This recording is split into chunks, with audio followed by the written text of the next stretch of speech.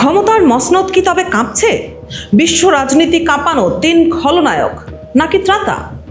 Trump, Netanyahu আর পুতিনকে নিয়ে কেন বাড়ছে ঘোর সংশয়?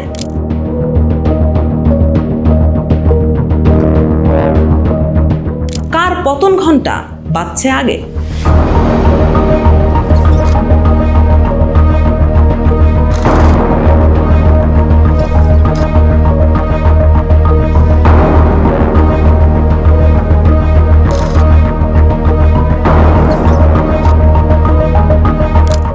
ক্ষমতার দম্ভ, যুদ্ধের দামামা আর রাজনীতির কূটচাল সব মিলিয়ে খাদের কিনারায় দাঁড়িয়ে আজকের পৃথিবী।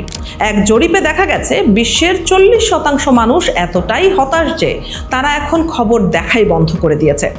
কিন্তু এই অন্ধকারের বুকেও কি তবে লুকিয়ে আছে কোনো নতুন ভোরের ইশারা? ব্রিটিশ পররাষ্ট্র বিষয়ক বিশ্লেষক সাইমন টিসডালের এক বিস্ফোরক বিশ্লেষণ কাঁপিয়ে দিয়েছে আন্তর্জাতিক মহলকে। তার প্রশ্ন, পুতিন, নেতানিয়াহু আর ট্রাম্পের ক্ষমতার আয়ু কি তবে ফুরিয়ে আসছে? এই তিন পরাক্রমশালী নেতার বিদায় বা দুর্বলতা কি বদলে দেবে বৈশ্বিক মানচিত্র? যে তিনটি নাম শুনলে গত কয়েক বছর ধরে কেঁপে উঠেছে আন্তর্জাতিক রাজনীতির মঞ্চ, তারা হলেন ওয়াশিংটনের ডোনাল্ড ট্রাম্প, ক্রেমলিনের ভ্লাদিমির পুতিন এবং তেল আবিবের বেনিয়ামিন নেতানিয়াহু। কিন্তু সময়ের চাকা ঘোরে তার নিজস্ব নিয়মে। 2026 সালের এই মে মাসে এসে দেখা যাচ্ছে তাদের সেই একচ্ছত্র আধিপত্যের দেয়ালে ধরেছে তীব্র ফাটল।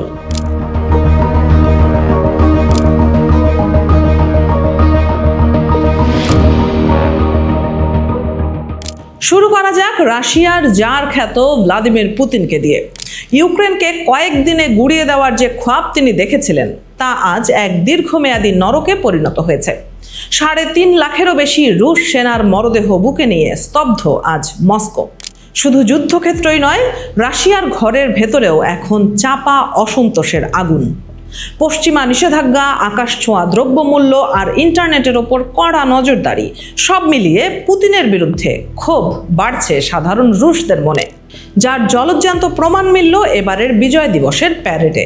রেড স্কয়ারের সেই জমকালো প্যারেড এবার সুরক্ষার অজুহাতে করতে হয়েছে একদম ছোট করে। ক্রেমলিনের অন্দরে নাকি কান পাতলেই শোনা যাচ্ছে অভ্যুত্থান কিংবা পুতিনকে সরিয়ে দেওয়ার গোপন ছক। চাপ সামলাতে না পেরে পুতিন নিজেই এখন বলছেন যুদ্ধ নাকি শেষের পথে।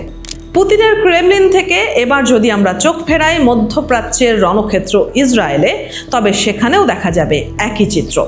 প্রধানমন্ত্রী বেনিয়ামিন নেতানিয়াহুর পায়ের নিচের মাটি এখন আর আগের মতো শক্ত নেই।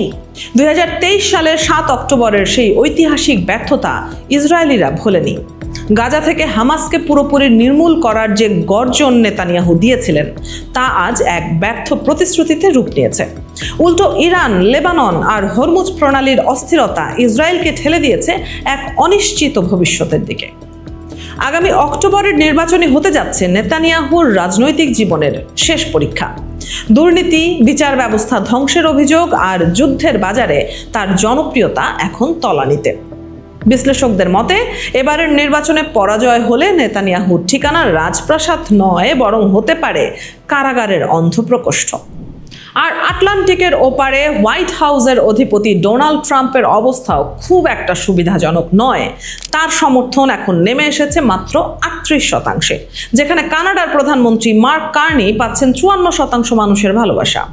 ট্রাম্পের একঘেয়ে বাণিজ্য যুদ্ধ, জলবায়ু সংকটকে তুড়ি মেরে উড়িয়ে দেওয়া আর ইউরোপীয় মিত্রদের সাথে বিরোধের খেসারত দিচ্ছে খোদ আমেরিকার সাধারণ মানুষ। নিম্ন আয়ের মানুষের পিঠ ঠেকে গেছে দেয়ালে। আর এর মধ্যেই এসেছে নতুন ঝড়। মার্কিন মুদ্রাস্ফীতি আর অর্থনৈতিক মন্দার কারণে আগামী নভেম্বরের মধ্যবর্তী নির্বাচনে ট্রাম্পের দল রিপাবলিকানরা হারাতে পারে কংগ্রেসের নিয়ন্ত্রণ।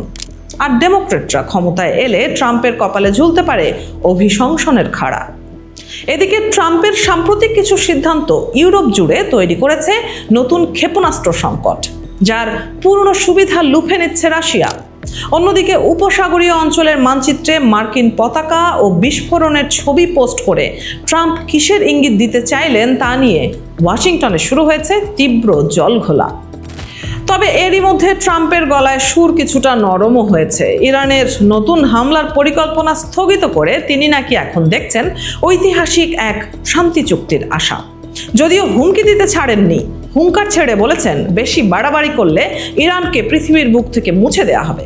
ট্রাম্পের এই অস্থির রাজনীতির মধ্যেই তাইওয়ান ইস্যুতে চীনের প্রেসিডেন্ট শি জিনপিং কড়া হুঁশিয়ারি দিয়েছেন মার্কিন প্রশাসনকে, যার ফলে ট্রাম্পকে নিতে হয়েছে চরম এক ইউটার্ন। কিন্তু প্রশ্ন হচ্ছে, এই তিন পরাশক্তি নেতার পতন বা ক্ষমতা হ্রাস হলে পৃথিবীর কি লাভ? সাইমন টিসডাল বলছেন লাভ অনেক। এই ত্রয়ীর জোট ভেঙে গেলে বিশ্ব রাজনীতিতে স্বস্তির হাওয়া বইবে। পুতিন সরলে রাশিয়ায় হয়তো রাতারাতি গণতন্ত্র আসবে না, তবে নতুন যিনি আসবেন তিনি অন্তত ইউক্রেন যুদ্ধ থামানোর চেষ্টা করবেন।